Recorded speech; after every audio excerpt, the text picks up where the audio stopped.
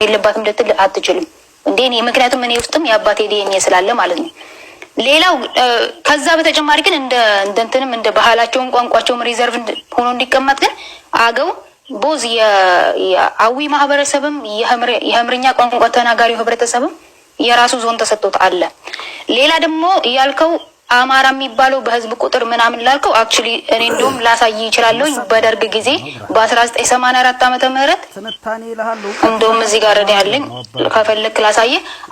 የአገው ህዝብ ራሱ አማራ ተብሎ ሳይቆጠር አርጎባ የሚባለው አማራ ብሎ ሳይቆጠር በ1984 በደርግ ጊዜ በነበረው የመጀመሪያው የወያኔ ቆጠራ ማለት ነው። ልክ ናት።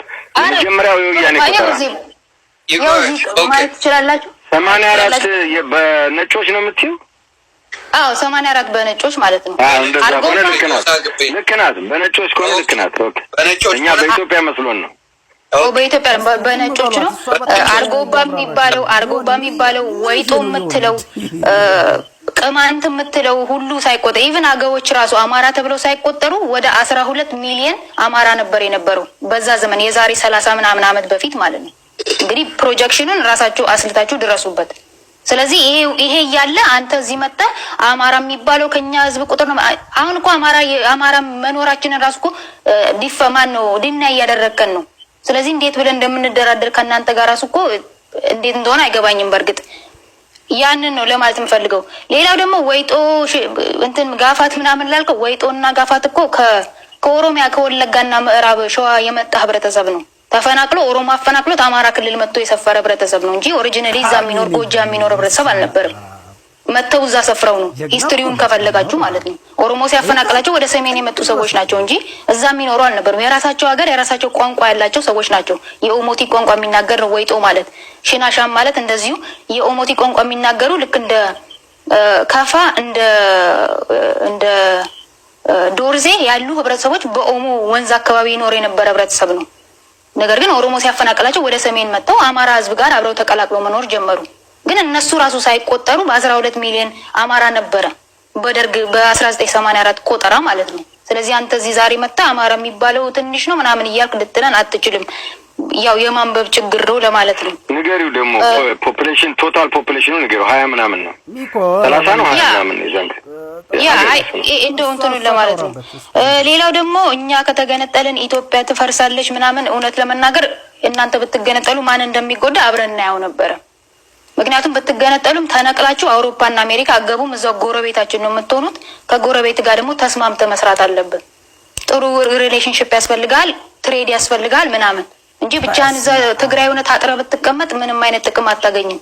ያንን ወደፊትም ታዩታላችሁ፣ ችግር የለውም። ይሄንን የምትማሩት ከኤክስፔሪየንስ ነው እንጂ እኛ ብንነግራችሁ እሺ ብላችሁ አትቀበሉም። ሌላው ደግሞ መጨረሻ ላይ ነው የምናገር የምፈልገው ምንድነው ህገ መንግስቱ አይቀየርም ለአንድ ብሔር ሲባል እያልክ ስታወራ ነበረ። በሙሉ የደቡብ ህዝብ እኮ ሁሉ እኛ የራሳችን ክልል እንሁን እያለ እየጠየቀ ነው። ይሄ ማለት ህገ መንግስቱ መቀየር አለበት። ስለዚህ ለአማራ ብቻ ነው ህገ መንግስቱ ለአማራ ሲባል ህገ መንግስቱ አይቀየርም። ይሄ አንተም አብይ አህመድም እንደዛ ሲል ነበር። ለኔ ይሄ በጣም ሂሌሪየስ የሆነ ቲንግ ነው። ምክንያቱም የደቡብ ህዝብ ሁሉ ነው ሁሉ ክልሉን ሲዳማም ክልሉን እያለ በእርግጥ መብታቸው ነው እያለ ጥያቄ እያነሳ ህገ መንግስት አይቀየርም ልትል አትችልም። ለአንተ ስለተመቸ ብቻ ማለት ነው። ለአንተና ለኦሮሞ ስለተመቸው ብቻ ህገ መንግስት አይቀየርም ልትል አትችልም። ምክንያቱም ሌላው ኢትዮጵያዊ ወሬ እያበዛ ነው።